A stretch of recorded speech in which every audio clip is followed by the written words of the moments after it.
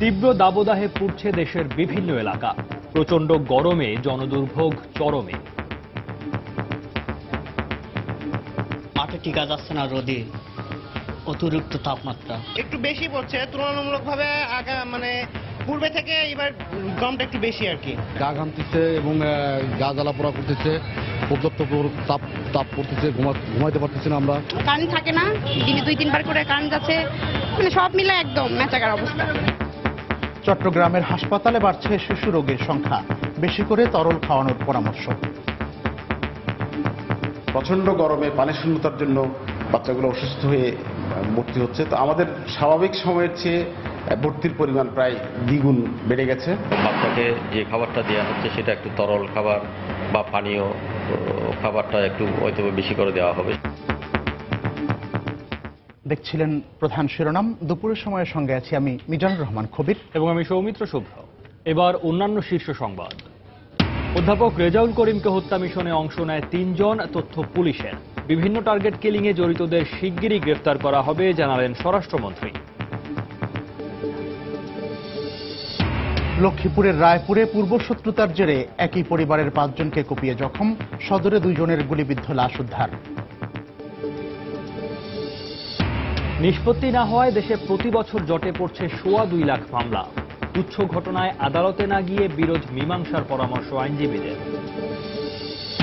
এবং তথ্য প্রযুক্তি খাতে বাংলাদেশ নতুন উচ্চতায় পৌঁছেছে বলে মত বিশ্বের বড় বড় প্রযুক্তি ব্যবসায়ী প্রতিষ্ঠানগুলোর। বিনিয়োগের আগ্রহ প্রকাশ।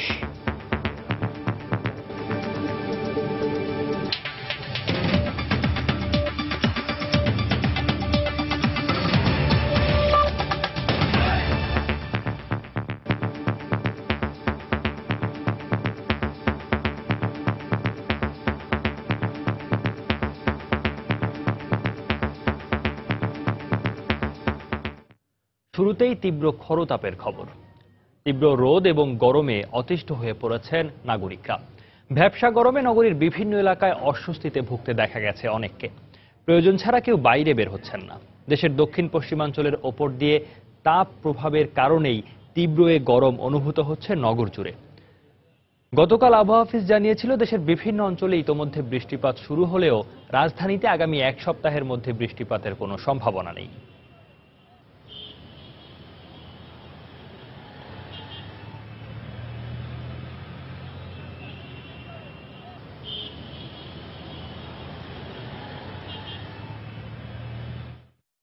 মাত্রাতিরিক্ত গরম পড়তেছে, মানে সহ্য করার মতো না। দেখা যাচ্ছে যে পরিমাণ রোদ বাইরে বের হয় পসিবল হচ্ছে না। কারেন্ট থাকে না, দিনে 2-3 বার করে কারেন্ট যাচ্ছে, মানে সব মিলে একদম মেচাকার অবস্থা। গা ঘামতেছে এবং গা জ্বালা পোড়া করতেছে, পর্যাপ্ত তাপ পড়তেছে, ঘুমাইতে পারতেছি না আমরা।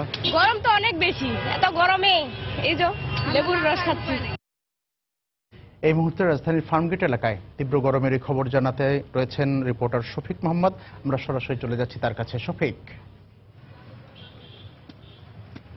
খবির, আপনি জানেন যে ফার্মগেট কিন্তু অন্যতম একটি ব্যস্ততম জায়গা এই রাজধানীর বুকে, এবং আপনারা জানেন যে আজকে হচ্ছে শুক্রবার, অর্থাৎ সাপ্তাহিক ছুটির দিন, এবং সেই শুক্রবার সাপ্তাহিক ছুটির দিনে ফার্মগেটে কিন্তু অল্প বিস্তর যে সমস্ত মানুষ আসা যাওয়া করছে তারা কিন্তু প্রচন্ড গরমে অতিষ্ঠ। তাদের চেহারা এবং অভিব্যক্তি দেখেই আমরা সেটা বুঝতে পারছি। এবং ফার্মগেটে যে সমস্ত যাত্রী ছাউনি আছে, এখানে অস্থায়ী কিছু দোকান হয়েছে, যারা শরবত সেখানে বিক্রি হচ্ছে, তার পাশাপাশি আছে এখানে ডাবের দোকান আছে, এবং সেই সাথে আরো আছে হচ্ছে আখের রস বিক্রি করা হচ্ছে। আপনারা দেখতে পাচ্ছেন যে আমরা সকাল থেকে কিন্তু বিভিন্ন এলাকায় ঘুরেছি, যে আজকে যেহেতু শুক্রবার, এই কারণে লোকজনের উপস্থিতি কম। তারপরেও কিন্তু যারা একেবারেই জীবিকার তাগিদে বা অন্য কোনো প্রয়োজনে তারা রাজধানীতে বের হয়েছেন, তারা কিন্তু মোটামুটি এই যে যাত্রাপথে যে প্রচন্ড গরম, সেই গরমের যে ক্লান্তি, সেই ক্লান্তি থেকে কিছুটা মুক্তি পেতেই কিন্তু তারা রাস্তার পাশের, সেটা স্বাস্থ্যকর হোক বা না হোক সেটা বিবেচনায় না রেখেই তারা কিন্তু এই যে রাস্তার পাশের যে সমস্ত শরবত বিক্রি হচ্ছে সেই খোলা শরবত তারা খাচ্ছে। এবং তাদের সাথে আমরা কথা বলেছি, কথা বলার পর তারা যেটি আমাদেরকে জানিয়েছেন যে এই যে বেশ কয়েকদিন ধরে, বিশেষ করে এই যে এপ্রিল মাসের পুরোটা জুড়ে সেই শুরু থেকে শুরু করে আজকে এই শেষ নাগাদ পর্যন্ত যে পরিমাণের গরম পড়ছে, সেই গরমে কিন্তু তারা বাড়িতে যে রকমের অতিষ্ঠ, তার সেই সাথে জীবিকার তাগিদে যখন বাইরে আসছে, বাইরে এসেও কিন্তু তারা নিদারুণ যন্ত্রণার মধ্যে তাদের যে সময়, সেই সময় অতিবাহিত করছে। এবং আরেকটি কথা, আবহাওয়া অফিসের থেকে যেটি জানানো হয়েছে যে আমরা জানি যে আবহাওয়ার এই যে চরমভাবাপন্ন অবস্থা, এটি কেন, তারা আবহাওয়া অধিদপ্তর থেকে আমাদেরকে জানিয়েছিলেন যে হচ্ছে যে এল নিনো প্রভাবে আসলে প্রশান্ত মহাসাগরের ওপর দিয়ে হচ্ছে গরম যে বাতাস প্রবাহিত হচ্ছে, সেই গরম বাতাসই কিন্তু এই যে বঙ্গোপসাগরের ওপর দিয়ে, বাংলাদেশের ওপর দিয়ে প্রবাহিত হচ্ছে। এই কারণেই কিন্তু এই যে চরমভাবে যে উত্তপ্ত অবস্থা, সেই উত্তপ্ত অবস্থা পরিলক্ষিত হচ্ছে বাংলাদেশে। তবে এই অবস্থা কিন্তু আরো বেশ কিছুদিন চলবে বলে আবহাওয়া অধিদপ্তর থেকে আমাদেরকে জানানো হয়েছে। এবং এই যে অবস্থা, সেই জীবিকার তাগিদে যারা বের হচ্ছেন তারা কিন্তু মোটামুটি বিভিন্ন রকমের এবং আমরা যারা এই যে জীবিকার তাগিদে যারা বের হচ্ছেন তারা কিন্তু মোটামুটি বিভিন্ন রকমের সমস্যা, যে সমস্যাগুলো গরমের কারণে হয়, সেই গরমের কারণে সেই উপেক্ষা করেই কিন্তু তারা রাজধানীতে এই যে জীবিকা তাগিদে বের হচ্ছে। আরেকটি কথা বলতে চাই, এই গরমের তীব্র গরম থেকে মুক্তি পাওয়ার জন্য কিন্তু ডাক্তাররা সবসময় পরামর্শ দিয়েছেন যে ঠান্ডা জাতীয় খাবার খেতে এবং রাস্তার পাশে খোলা খাবারগুলো না খেতে। তারপরেও যেহেতু প্রচন্ড রকমের গরম, সেই গরমকে উপেক্ষা করে কিন্তু রাস্তা। শফিক মোহাম্মদ আমাদের জানাচ্ছিলেন রাজধানীর ফার্মগেট এলাকা থেকে, নগরী জুড়ে যেখানে তীব্র দাবদাহ চলছে সে বিষয়ে তিনি জানাচ্ছিলেন। এদিকে তীব্র দাবদাহে পড়ছে দেশের বিভিন্ন এলাকা। গত এক সপ্তাহ ধরে প্রচণ্ড গরমে যশোর অঞ্চলে জনদুর্ভোগ চরমে পৌঁছেছে। তার উপর লোডশেডিং যন্ত্রণা আরও বাড়িয়ে দিয়েছে। এই অবস্থায় অনেকে অসুস্থ হয়ে পড়ছেন। এই পরিস্থিতি মোকাবেলায় খাবার গ্রহণ ও চলাফেরায় সবাইকে সচেতন হওয়ার পরামর্শ চিকিৎসকদের। যশোর প্রতিনিধি জুয়েল মৃধার তথ্য, সাব্বির আল জামানের ছবি নিয়ে ডেস্ক রিপোর্ট। দেশের বেশ কয়েকটি জেলার মতো যশোরেও গত কয়েকদিন ধরেই বিরাজ করছে উচ্চ তাপমাত্রা। এতে প্রচণ্ড গরমে অতিষ্ঠ হয়ে উঠেছে জনজীবন। বিশেষ করে কৃষক, দিনমজুর সহ শ্রমজীবী মানুষের জীবন দুর্বিষহ হয়ে পড়েছে। তার উপর লোডশেডিং এর যন্ত্রণায় জীবন যেন ওষ্ঠাগত যশোরবাসীর। একটুখানি শীতল ছোঁয়া পেতে তারা ছুটে যাচ্ছেন স্নিগ্ধ সরোবরে। প্রচন্ড তাপমাত্রায় কাজ করা যায় না, তাই একটু ছায়া আসছিলাম। মাঠে টিকা যাচ্ছে না, রোদে অতিরিক্ত তাপমাত্রা। রাস্তায় কাজ করছে গরমের মধ্যে, খুব কষ্ট করে। তাপদাহে শরীর থেকে এত পরিমাণ ঘাম ঝরে যাচ্ছে, এখন এই ডাবই হচ্ছে আমাদের একমাত্র ভরসা। প্রচণ্ড গরমে প্রতিদিনই অসুস্থ হয়ে পড়ছেন অনেক মানুষ। এই অবস্থায় সবাইকে পানি জাতীয় খাবার খাওয়ার পরামর্শ চিকিৎসকদের। প্রচুর পরিমাণে পানি খাবে, শাকসবজি খাবে, ফল খাবে। রোদে অবশ্যই ছাতা নিয়ে বেরোবেন। কেউ খাবার স্যালাইন খাবেন না, কারণ খাবার স্যালাইন গরমের জন্য নয়, ডায়রিয়ার জন্য। খাবার স্যালাইন গরমের জন্য খেলে ক্ষতি হতে পারে শারীরিক। তাপমাত্রার তীব্রতা ক্রমেই বাড়ছে যশোর অঞ্চলে। চলতি মৌসুমে বৃহস্পতিবার যশোরে তাপমাত্রা ছিল সর্বোচ্চ 39.6 ডিগ্রি সেলসিয়াস। সময় সংবাদ, যশোর। এদিকে গরমের তীব্রতা বাড়ার সঙ্গে সঙ্গে বন্দরনগরী চট্টগ্রামের হাসপাতালগুলোতে বাড়ছে শিশু রোগীর সংখ্যা। ডায়রিয়া, ব্রঙ্কিউলাইটিস ও নিউমোনিয়া সহ নানা রোগে আক্রান্ত হয়ে স্বাভাবিক সময়ের চেয়ে বর্তমানে দ্বিগুণ রোগী ভর্তি হয় চট্টগ্রাম মেডিকেল কলেজের শিশু ওয়ার্ডে। এই অবস্থায় অতিরিক্ত রোগী সামাল দিতে হিমশিম খেতে হচ্ছে শিশু ওয়ার্ডের চিকিৎসকদের। বিস্তারিত জানাচ্ছেন পার্থপ্রতিম বিশ্বাস। বৈশাখের তাপদাহে শিশুদের মধ্যে দেখা দিচ্ছে নানা রোগের প্রাদুর্ভাব। পানিবাহিত রোগ, ডায়রিয়ায় আক্রান্ত রোগীর সংখ্যা শিশু ওয়ার্ডে বেড়েছে। সে সঙ্গে শ্বাসজনিত রোগ, ব্রঙ্কিওলাইটিস, নিউমোনিয়া সহ নানা রোগে আক্রান্ত হয়ে স্বাভাবিক সময়ের চেয়ে দ্বিগুণ রোগী ভর্তি হয়েছে হাসপাতালে। স্বাভাবিক সময়ে শিশু ওয়ার্ডে দৈনিক 20 থেকে 30 জন রোগী ভর্তি হলেও বর্তমানে এই সংখ্যা দাঁড়িয়েছে 60 থেকে 70 জনে। প্রচন্ড গরমে পানি শূন্যতার জন্য বাচ্চাগুলো অসুস্থ হয়ে ভর্তি হচ্ছে। তো আমাদের স্বাভাবিক সময়ের চেয়ে ভর্তির পরিমাণ প্রায় দ্বিগুণ বেড়ে গেছে। আর বিভিন্ন রোগে শিশুরা আক্রান্ত হওয়ায় দুশ্চিন্তাগ্রস্ত তাদের স্বজনরা। কান্দি লাগার পরে জ্বর উঠছে, সন্ধ্যের সাথে জ্বর উঠছে, জ্বরের পরে আর জ্বর নামতেছে না। পায়খানা বমি এখন মানে কমছে, এখন মানে প্রস্রাবের, তখন প্রস্রাব আটকে গেছিল। হঠাৎ করে দেখা গেছে এর ফ্যাটের মধ্যে মাঝখানে একদম পড়ে যাচ্ছে, থালা পড়ে যাচ্ছে। শিশুকে রোগে আক্রান্ত হওয়া থেকে রক্ষা করতে নানা পরামর্শ দিয়েছেন শিশু বিশেষজ্ঞ। অতিরিক্ত গরমে যেন তারা পানি স্বল্পতায় না পড়ে, সেই জন্য যে বাচ্চারা যেমন বুকের দুধের উপর আছে তাকে ঘন ঘন বুকের দুধ চালিয়ে যাবেন। এবং বাচ্চাকে যে খাবারটা দেওয়া হচ্ছে সেটা একটু তরল খাবার বা পানীয় খাবারটা একটু হয়তো বেশি করে দেওয়া হবে সেটাতে। বিশেষত স্কুলে যখন তারা যাবে তাদেরকে যেন ধরেন যে নিরাপদ পানি পানের যে ব্যবস্থাটা সেটা যেন সেখানে অবলম্বন করা হয়। এবং তাদেরকে একটু মানে হালকা পাতলা ঢিলেঢালা পোশাক সেগুলো যেন পরানো হয়। শুধু চট্টগ্রাম মেডিকেল কলেজের শিশু ওয়ার্ড নয়, জেনারেল হাসপাতাল, মা ও শিশু হাসপাতালেও স্বাভাবিক সময়ের চেয়ে দ্বিগুণ রোগী ভর্তি আছে। পার্থপ্রতিম বিশ্বাস, সময় সংবাদ, চট্টগ্রাম। রাজশাহী বিশ্ববিদ্যালয়ের ইংরেজি বিভাগের শিক্ষক অধ্যাপক রেজাউল করিমকে হত্যা মিশনে 3 জন অংশগ্রহণের তথ্য পেলেও এখনো রহস্য উদ্ঘাটন করতে পারেনি পুলিশ। এতে হতাশা প্রকাশ করেছেন তার স্বজন ও সহকর্মীরা। এদিকে নিজ গ্রামে গানের স্কুল প্রতিষ্ঠা নিয়ে বিরোধের কারণে তাকে হত্যা করা হতে পারে বলে ধারণা পরিবারের। তদন্তে এই বিষয়টি সর্বোচ্চ গুরুত্ব দিয়ে দেখা হচ্ছে বলে জানিয়েছে পুলিশ। হাবিবুর রহমান পাপ্পুর তোলা ছবিতে সাইফুর রহমান রকির রিপোর্ট। প্রিয় সন্তানের এই থেতারটি এখন সম্বল তাদের। এর মধ্যেই খুঁজে বেড়ান সন্তানের স্পর্শ, সন্তানের রেখে যাওয়া স্মৃতিচিহ্নগুলো আঁকড়ে ধরে জীবনের শেষ দিনগুলো পার করতে চান বৃদ্ধ বাবা মা। সদা হাস্যোজ্জ্বল রাজশাহী বিশ্ববিদ্যালয়ের অধ্যাপক রেজাউল করিমের এমন মৃত্যুতে স্তম্ভিত স্বজনরা। তবে হত্যার সুনির্দিষ্ট কারণ খুঁজে না পেলেও স্থানীয় বিরোধকে বড় করে দেখছেন তারা। স্বজনরা বলছেন, বছরখানেক বাগমারার দরগা মারিয়ায় নিজ গ্রামে শিশুদের জন্য একটি গানের স্কুল প্রতিষ্ঠা করেছিলেন শিক্ষক রেজাউল। এরপর সেটি বন্ধে তাকে চাপ দিচ্ছিল স্থানীয় মাদ্রাসার শিক্ষকরা। তাই সন্দেহের তীর তাদের দিকেই। ছেলে মেয়েদের গান শিখবে, বিরোধী ছিল কেউ। আমার ছেলেকে হত্যা করলো, তার বিচার আমি চাই বাবা। মাদ্রাসাতে হুজুর বলে যে বাবা তোমরা গান শিখতে পারবে না। এদিকে 5 দিন পেরিয়ে গেলেও পুলিশ হত্যার রহস্য উদ্ঘাটন করতে না পারায় ক্ষোভ জানিয়ে দ্রুত হত্যাকারীদের গ্রেপ্তারের দাবি জানিয়েছেন স্বজন ও সহকর্মীরা। তাকে যে মারা হতে পারে, তো এটা কেন, এই যে একটা অজ্ঞাত একটা অবস্থা, এইটা নিয়ে আমরা শঙ্কিত। আসলে এখনো পর্যন্ত সেরকম ফলপ্রসূ কিছু দেখতে পাই না, তাই বলে ঢাকা পড়ে যাবে এইটা যেন না হয়। খুনি ধরা পড়েছে দেখতে চাই, বিচার দেখতে চাই, খুবই শীঘ্রই দেখতে চাই সেটা। তবে রহস্য উদ্ঘাটনে চেষ্টা চলছে দাবি করে পুলিশ কর্মকর্তারা জানালেন, হত্যাকাণ্ডের সঙ্গে অভিযুক্ত মাদ্রাসা শিক্ষকদের সম্পৃক্ততা রয়েছে কিনা তা খতিয়ে দেখা হচ্ছে। একটা সূত্র থেকে পাওয়া গেছে কিলিং মিশনে 3 জন ছিলেন, 2 জন সরাসরি অংশগ্রহণ করেছেন, 1 জন মোটরসাইকেল স্টার্ট দিয়ে অপেক্ষায় ছিলেন। গত 23 এপ্রিল বাসা থেকে ক্যাম্পাসে যাবার পথে রাজশাহী নগরীর শালবাগান এলাকায় দুর্বৃত্তের হাতে খুন হন রাজশাহী বিশ্ববিদ্যালয়ের ইংরেজির অধ্যাপক রেজাউল করিম। সাইফুর রহমান রকি, সময় সংবাদ, বাগমারা, রাজশাহী। রাজধানীর কলাবাগানের ডাবল মার্ডারের ঘটনায় 3 জনকে শনাক্ত করা গেছে বলে জানিয়েছেন স্বরাষ্ট্রমন্ত্রী আসাদুজ্জামান খান কামাল। তিনি আরো বলেন, ব্লগার হত্যা সহ বিভিন্ন টার্গেট কিলিং এর বেশিরভাগ ঘটনার রহস্য উদ্ঘাটন করা গেছে।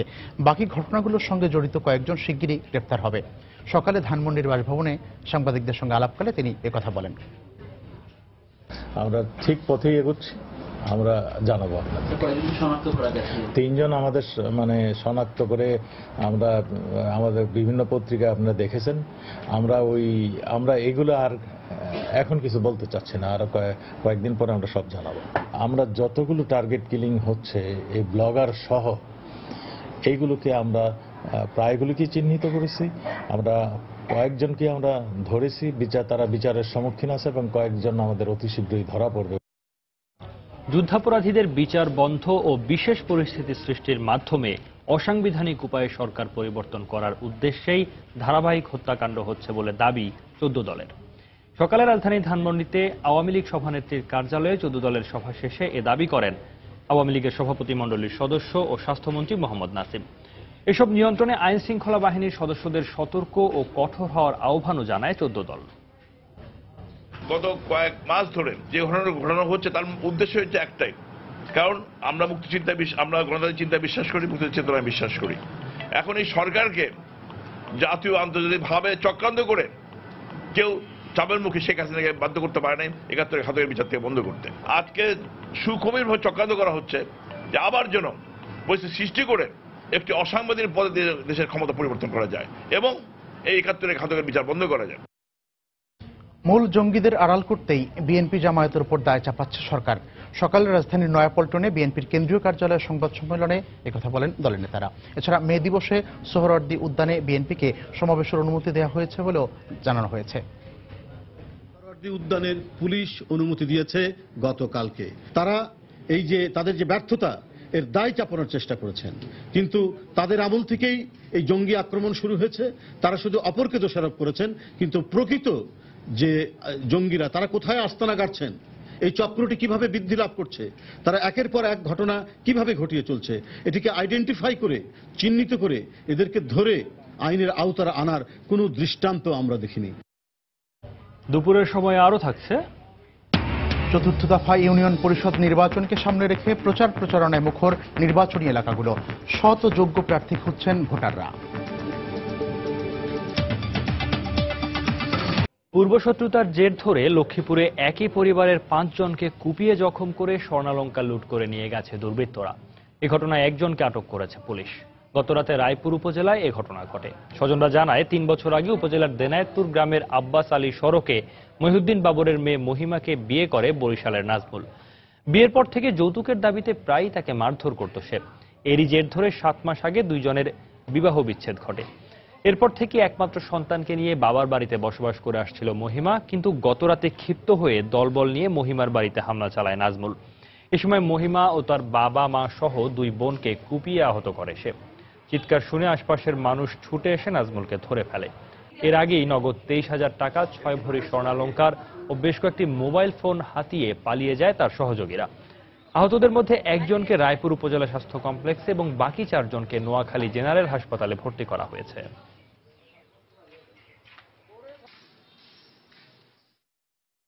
আমার বড় মেয়েরে আমারে সবারে কুবাইছে, খালি দামা দিয়া।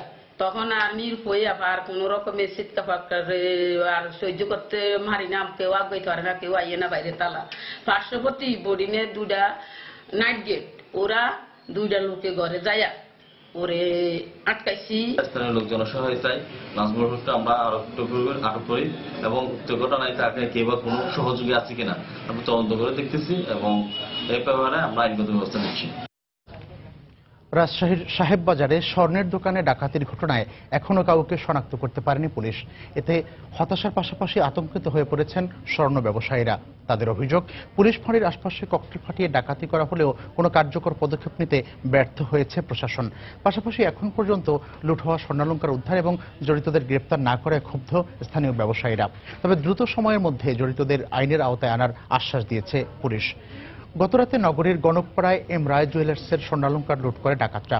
এদিকে সকালে ঘটনাস্থল পরিদর্শন করেছেন স্থানীয় সংসদ সদস্য ফজলে হোসেন বাদশা। এ সময় তিনি ডাকাতির ঘটনায় দ্রুত পদক্ষেপ নিতে পুলিশের প্রতি আহ্বান জানান।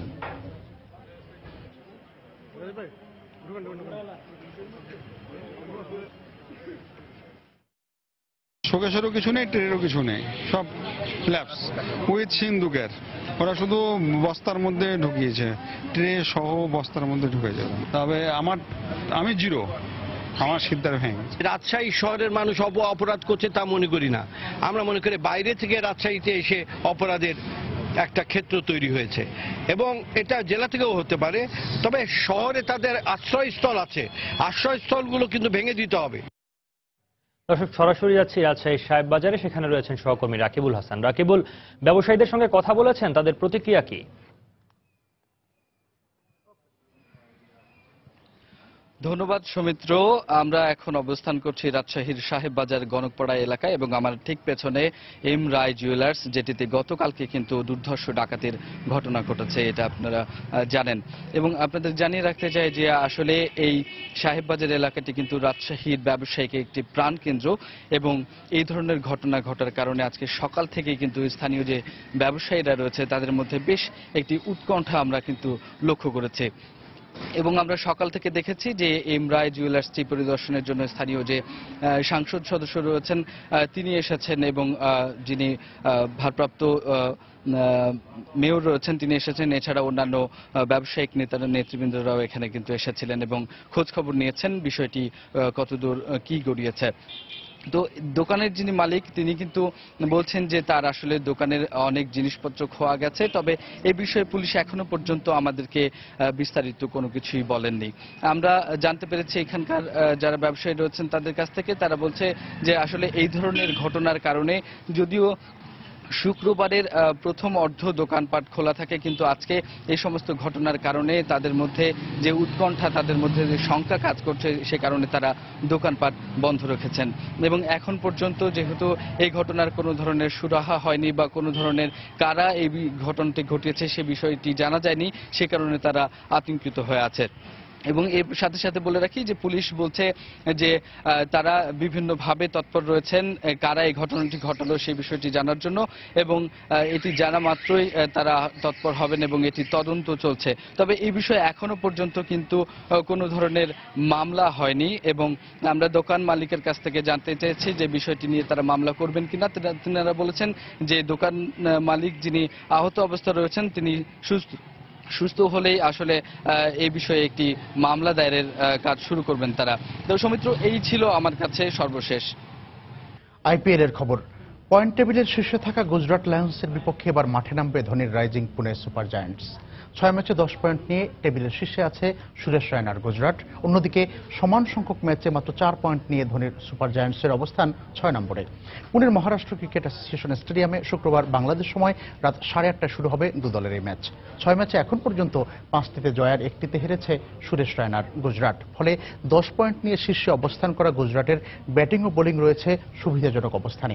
শেষ ম্যাচে দিল্লি ডেয়ারডেভিলসের বিপক্ষে ডোয়াইন স্মিথ ও ম্যাককালামের ব্যাটিং দৃঢ়তায় সুবিধাজনক স্কোর পেয়েছিল গুজরাট। অন্য পাশে বল হাতে জ্বলে উঠেছিলেন ধাওয়াল কুলকার্নি। তাই এই ম্যাচও ফর্মে থাকা ব্যাটসম্যান ও বোলারদের নিয়ে জয় তুলে নিতে চাইবে রায়নার গুজরাট লায়ন্স। অন্যদিকে চলতি আসরে খুব একটা ঘুরে দাঁড়াতে পারছে না ধোনির রাইজিং পুনে সুপার জায়ান্টস। 6 ম্যাচে মাত্র 2টিতে জয় আর 4টি ম্যাচ হেরেছে তারা। যদিও শেষ ম্যাচে সানরাইজার্স হায়দ্রাবাদের বিপক্ষে বল হাতে দিন্দা মাস্তের পারফরমেন্স ও ব্যাট হাতে ড্যারেন স্মিথ ও ডুপ্লেসিদের ফর্মে ফেরা বাড়তি শক্তি যোগাবে ধোনির দলকে।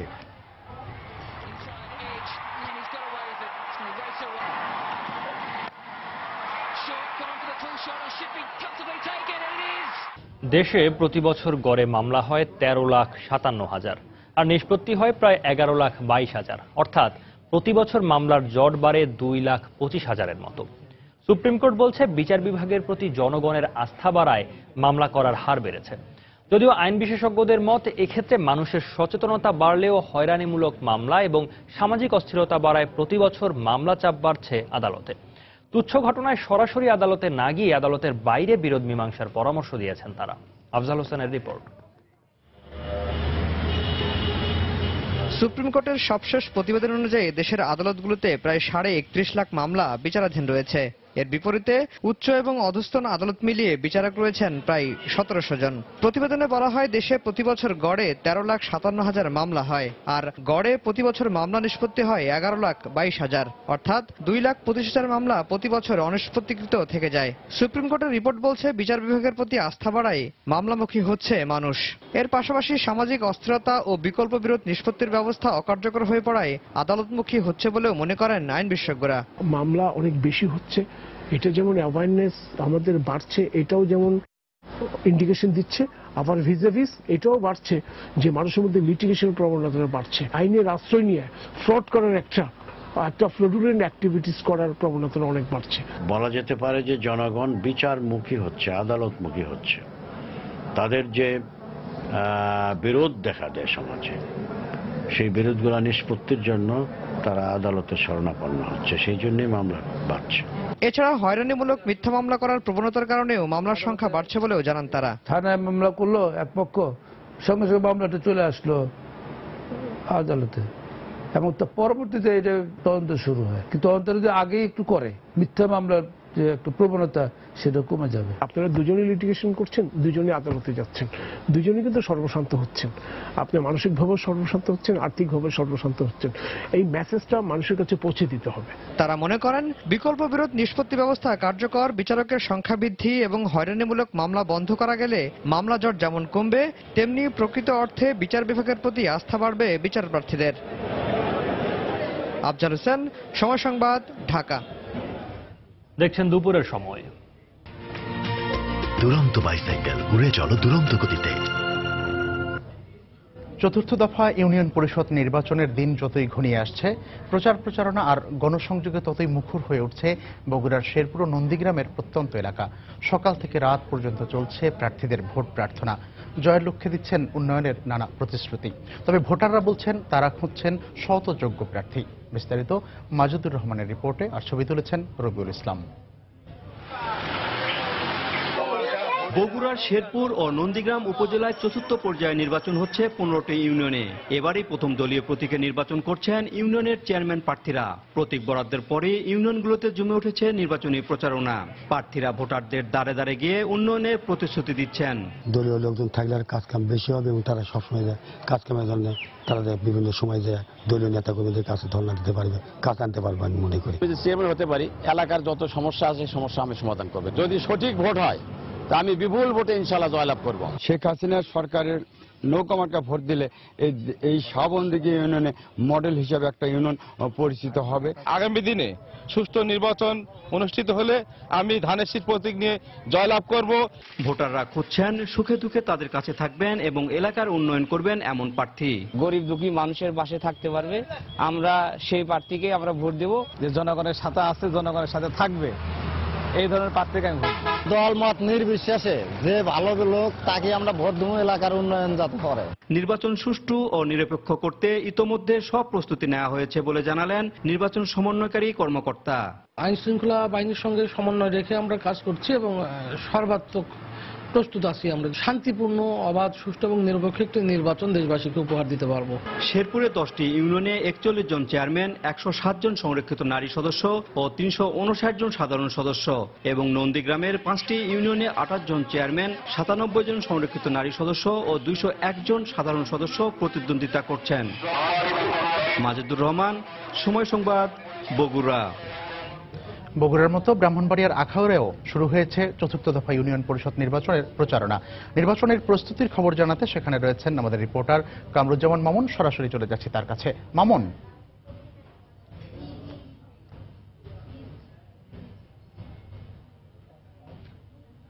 কবির, ব্রাহ্মণবাড়িয়ার আখাউড়া উপজেলার মানিয়ান্দ ইউনিয়নের কর্নেল বাজারে রয়েছে এখন। আমরা আপনাকে জানাই যে প্রচন্ড গরমে কিন্তু কিছুটা ভাটা পড়েছে নির্বাচনী প্রচারণায়।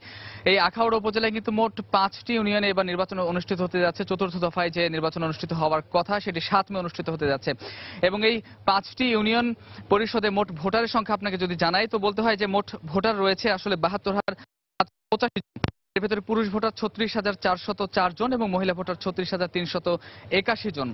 আর ভোট কেন্দ্র মোট রয়েছে 47টি এবং এই 47টি ভোট কেন্দ্রে মোট 198টি বুথে কিন্তু ভোট গ্রহণ অনুষ্ঠিত হবে এবং এই 5টি ইউনিয়ন পরিষদে কিন্তু মোট 19 জন, শুধু 19 জন প্রার্থী কিন্তু চেয়ারম্যান পদে লড়ছেন। সংরক্ষিত নারী পদে লড়ছেন 40 জন এবং সাধারণ সদস্য পদে লড়ছেন 163 জন। এই 5টি ইউনিয়ন পরিষদের ভেতরে আমরা কিছুক্ষণ আগে মনিয়ন্দ ইউনিয়ন পরিষদ এলাকার ভেতরে আমরা রয়েছি এবং কিছুক্ষণ আগে আমরা ঘুরে এসেছি এর অন্যান্য এলাকাগুলো, অন্যান্য যে কয়েকটি বাজার রয়েছে সেই বাজারগুলো আমরা দেখেছি যে এই ইউনিয়ন পরিষদের মধ্যে কিন্তু 3 জন প্রার্থী রয়েছেন, যে 3 জন প্রার্থীর মধ্যে ত্রিমুখী একটি লড়াই হতে চলেছে আগামী 7 মে এবং এই 3 জন প্রার্থী কিন্তু একজন আওয়ামী লীগ থেকে মনোনীত, একজন বিএনপি থেকে মনোনীত এবং একজন হচ্ছেন আওয়ামী লীগের বিদ্রোহী প্রার্থী। এই 3 জন প্রার্থীর সঙ্গে আমাদের কথা হয়েছে। আসলে 3 জনেই এইবার নির্বাচনে চেয়ারম্যান পদপ্রার্থী এবং তারা 3 জনেই কিন্তু জয়ের ব্যাপারে আশাবাদী। তারা প্রত্যেকে বলছেন যে আসলে যদি সুষ্ঠু নির্বাচন হয় তো তারা আসলে জয়লাভ করবেন এবং এছাড়াও কিন্তু আরো 2 জন প্রার্থী রয়েছেন। তবে আমরা দেখেছি যে এই 3 জন, যে 3 জনের ভেতরে ত্রিমুখী লড়াই হতে চলেছে, 3 জনের সমর্থকের সংখ্যায় অনেকটা বেশি। আর ভোটারদের কথা যদি আপনাকে জানাতে যায় তো অনেক ভোটারদের সাথে আমরা কথা বলেছি, তারা জানিয়েছেন যে আসলে যোগ্য এবং সৎ প্রার্থীকে তারা নির্বাচিত করতে যাচ্ছেন। আসলে প্রতীকে এবার তৃণমূলের যে নির্বাচন হচ্ছে তারা বলছেন যে প্রতীকে নির্বাচন হচ্ছে, তারা এটাকে সাধুবাদ জানালেও তারা বলছেন যে যোগ্য এবং সৎ এবং ডাকলেই যিনি জনগণের পাশে এসে দাঁড়ান তাকেই আসলে তারা নির্বাচিত করবেন, সেটা প্রতীকে হোক বা প্রতীক ছাড়াই হোক। খুবই আরেকটি তথ্য আপনাকে জানাই যে এই 5টি আখাউড়া উপজেলার যে 5টি ইউনিয়ন রয়েছে সেই 5টি ইউনিয়নের নাম আপনাকে জানাতে চাচ্ছি। আখাউড়া উত্তর, আখাউড়া দক্ষিণ, মনিয়ন্দ, মুগড়া এবং ধরখার। এই 5টি ইউনিয়নে কিন্তু বিপুল সংখ্যক ভোটার, একটু আগে যে আপনাকে ভোটার সংখ্যা জানালাম সেই বিপুল সংখ্যক ভোটারের কিন্তু অর্ধেক নারী। আমরা নারী ভোটারদের সাথেও কথা বলেছি, সেই নারী ভোটাররাও কিন্তু বলছেন যে তারা তাদের ভোটাধিকার প্রয়োগ করতে চান। তবে এখানে আওয়ামী লীগের যে বিদ্রোহী প্রার্থী এবং বিএনপি থেকে যাকে মনোনয়ন দেওয়া হয়েছে যে চেয়ারম্যান পদপ্রার্থী, তারা কিন্তু অভিযোগ করছেন যে সুষ্ঠু নির্বাচন হবে কিনা এই জাতীয় সংখ্যা তারা প্রকাশ করছেন। তারা বলছেন যে আওয়ামী লীগ সমর্থিত যে প্রার্থী রয়েছে তিনি আসলে কিছুটা বল প্রয়োগ করার চেষ্টা করছেন, এমন অভিযোগ তারা করছেন। কিন্তু আমরা এই অভিযোগ নিয়ে যখন আওয়ামী লীগ সমর্থিত প্রার্থীর সাথে কথা বলেছিলাম তিনি বলেছিলেন যে আসলে তাদের এই অভিযোগ ভিত্তিহীন। কবির, মামুন আমাদের জানাচ্ছিলেন ব্রাহ্মণবাড়িয়ার আখাউড়া থেকে চতুর্থ দফা ইউনিয়ন পরিষদের নির্বাচনী প্রচারণার খবর। দুপুরের সময় আরো থাকছে বরিশালে আর্ম পুলিশ ব্যাটালিয়নের একটি বাস ও ট্রাকের সংঘর্ষে আহত 27 জন, 2 জনের অবস্থা আশঙ্কাজনক।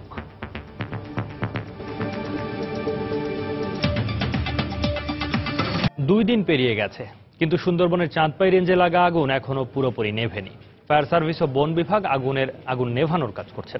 এ বিষয়ে সবশেষ খবর জানবো সহকর্মী তরিকুল ইসলামের কাছে, তিনি আছেন ঘটনাস্থলে। তরিকুল, কতক্ষণ সময় লাগতে পারে, কথা বলেছেন?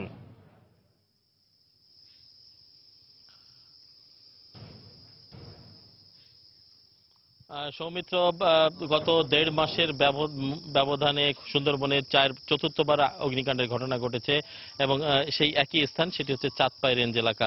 এবং এই চাঁদপাই রেঞ্জের ধানসাগর স্টেশন এলাকাতে এবার যে অগ্নিকাণ্ডের ঘটনাটা ঘটেছে সেটি বন থেকে প্রায় সমতল থেকে প্রায় 6 কিলো ভিতরে অগ্নিকাণ্ডের ঘটনাটি ঘটেছে। আমি রয়েছি ধানসাগর স্টেশন এলাকাতে এবং অগ্নিকাণ্ডের যে তীব্রতা দেখে এসেছি সেটি আসলে আরো তীব্র আকার ধারণ করছে। গতকাল থেকে আগুন নেভানোর চেষ্টা করছে ফায়ার সার্ভিসের প্রায় 4টি ইউনিট চেষ্টা করছে এবং যে দুর্গম এলাকা, এই এলাকায় বাতাসে কিন্তু আগুন ছড়িয়ে পড়ছে। একদিকে আগুন নেভানো হচ্ছে, আর একদিকে কিন্তু আগুন ছড়িয়ে পড়ছে এবং সুন্দরবনের যে চরিত্র সেটি হচ্ছে সুন্দরবনের মাটির নিচ থেকে কিন্তু আগুনটা বেশি থাকে, তো সুপ্ত অবস্থায় থাকে এবং সেটি জ্বলতে থাকে এবং শুকনো গাছপালা পেলে সেখানে কিন্তু আগুনের লেলিহান শিখা জ্বলে উঠছে এবং যে কারণে আগুনটা কোথায় রয়েছে সেটি এখনো ফায়ার সার্ভিস নিরূপণ করতে পারছে না।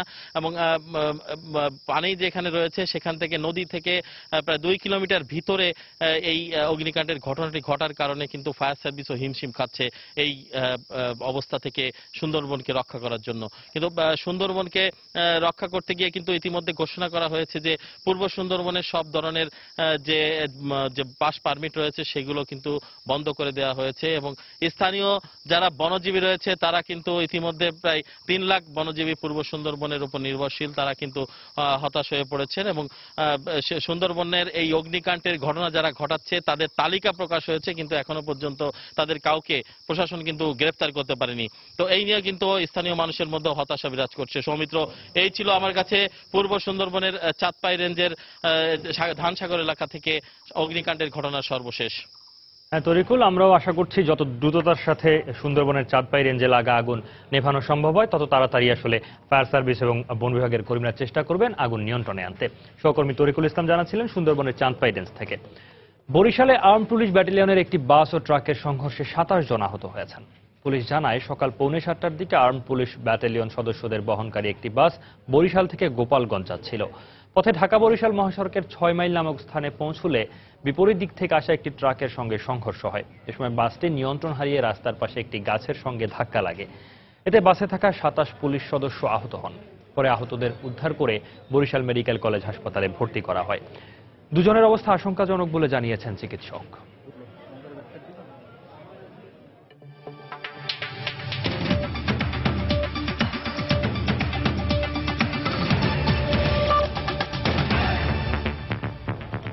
তথ্য প্রযুক্তি খাতে বাংলাদেশ নতুন উচ্চতায় পৌঁছেছে বলে মনে করছে বিশ্বের বড় বড় প্রযুক্তি ব্যবসায়ী প্রতিষ্ঠানগুলো।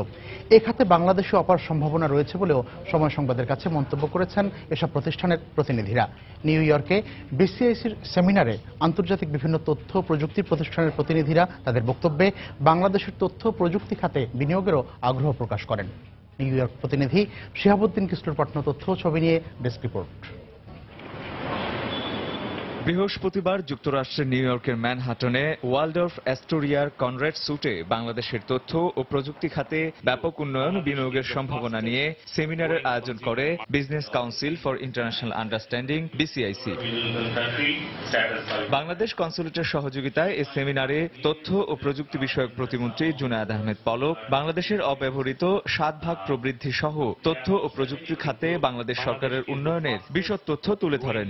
বাংলাদেশ সরকার সাইবার নিরাপত্তায় নতুন একটি আইন প্রণয়ন করতে যাচ্ছে বলেও জানান তিনি। জননেত্রী শেখ হাসিনার নেতৃত্বে সঠিক পথে এগিয়ে যাচ্ছে এবং আমরা ডিজিটাল বাংলাদেশ বিনির্মাণের পথে আসলে যে সারা বাংলাদেশের যে কানেক্টিভিটি আমরা নিশ্চিত করেছি, হিউম্যান রিসোর্স তৈরি করেছি এবং আমাদের ইন্ডাস্ট্রি যে প্রমোশনাল অ্যাক্টিভিটিস এটি খুব দ্রুত এগিয়ে যাচ্ছে। এটি কারণে যে কনসাল্টিং ফার্ম তাদের রিপোর্ট অনুসারে গ্লোবাল সার্ভিস লোকেশন ইন্ডেক্সে আমরা হচ্ছে 22তম অবস্থায় এসেছি। গত বছর ছিলাম আমরা 26তম, অর্থাৎ ইনভেস্টমেন্ট অপরচুনিটি আরো বেড়েছে। তথ্য প্রযুক্তি খাতে বাংলাদেশের বিপুল সম্ভাবনা কাজে লাগাতে বিদেশি বিনিয়োগকারীদেরকে নিয়ে এ ধরনের সেমিনারকে অত্যন্ত সময়োচিত বলে মন্তব্য করেছেন বিভিন্ন প্রতিষ্ঠানের প্রতিনিধিরা। Impact is really exciting. আপনি দেখছেন excitement of the people, ওরা we created a wow factor, means that wow, বাংলাদেশে over 160 million people, growing economy, over 7% GDP year after year. দারুণ একটা উদ্যোগ বাংলাদেশ সরকারের পক্ষ থেকে। এখানে যারা বাংলাদেশি ডায়াসপোরারা আছি আমরা, তাদের এই যে সুযোগটা দেশের প্রযুক্তির ক্ষেত্রে ইনভেস্ট করার, সেটা ডেফিনেটলি একটা বড় সুযোগ এনে দেবে। বাংলাদেশ আজ ভারত ও চীনের সাথে পাল্লা দিয়েই এগিয়ে চলেছে বলে মন্তব্য করেছেন এপিফানি পার্টনার্সের নির্বাহী প্রযোজক ডেভিড ট্রপ। সাম্প্রতিককালে বিভিন্ন ক্ষেত্রে বাংলাদেশের উন্নতি আমাকে মুগ্ধ করেছে, বিশেষ করে তথ্য প্রযুক্তিতে বাংলাদেশের অগ্রযাত্রা সত্যিই চোখে পড়েছে। Biotech financier representative, multiple Chinese entities, angel investor, venture catalyst, UTC associates, RMC development LLC, Grabowski strategy, social impact financier সহ বিভিন্ন প্রতিষ্ঠানের নির্বাহী কর্মকর্তারা সেমিনারে উপস্থিত ছিলেন। সেমিনারে তথ্য প্রযুক্তি খাতে বাংলাদেশের উন্নয়নের উপর প্রামাণ্যচিত্র প্রদর্শন করা হয়। সময় সংবাদ, নিউ ইয়র্ক।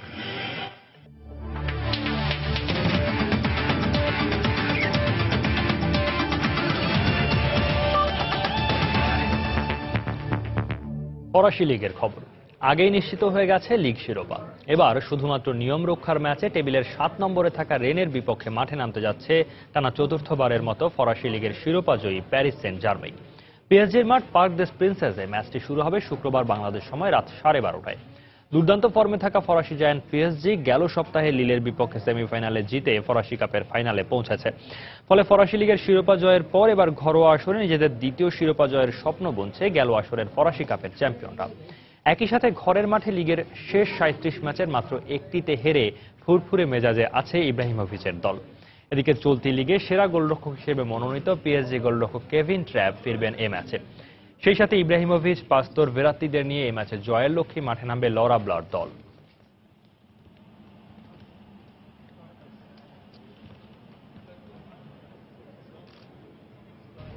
দুপুরের সময়ে এ পর্যায়ে শীর্ষ সংবাদ জানিয়ে দিচ্ছি আরেকবার।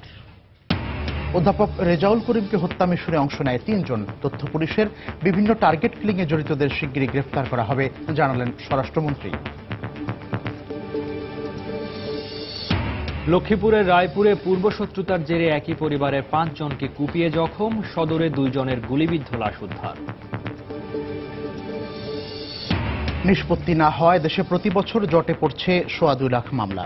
তুচ্ছ ঘটনায় আদালতে না গিয়ে বিরোধ মীমাংসার পরামর্শ আইনজীবীদের। তথ্য প্রযুক্তি খাতে বাংলাদেশ নতুন উচ্চতায় পৌঁছেছে বলে মত বিশ্বের বড় বড় প্রযুক্তি ব্যবসায়ী প্রতিষ্ঠানগুলোর। বিনিয়োগের আগ্রহ প্রকাশ। এবং তীব্র দাবদাহে পড়ছে দেশের বিভিন্ন এলাকা। প্রচণ্ড গরমে যশোরে জনদুর্ভোগ চরমে। অসুস্থ হয়ে পড়ছেন অনেকে। চট্টগ্রামের হাসপাতালে বাড়ছে শিশু রোগীর সংখ্যা। এই ছিল দুপুরের সময়। যে কোনো খবর পেতে ভিজিট করুন সময়নিউজ.tv। সঙ্গে থাকুন সময়।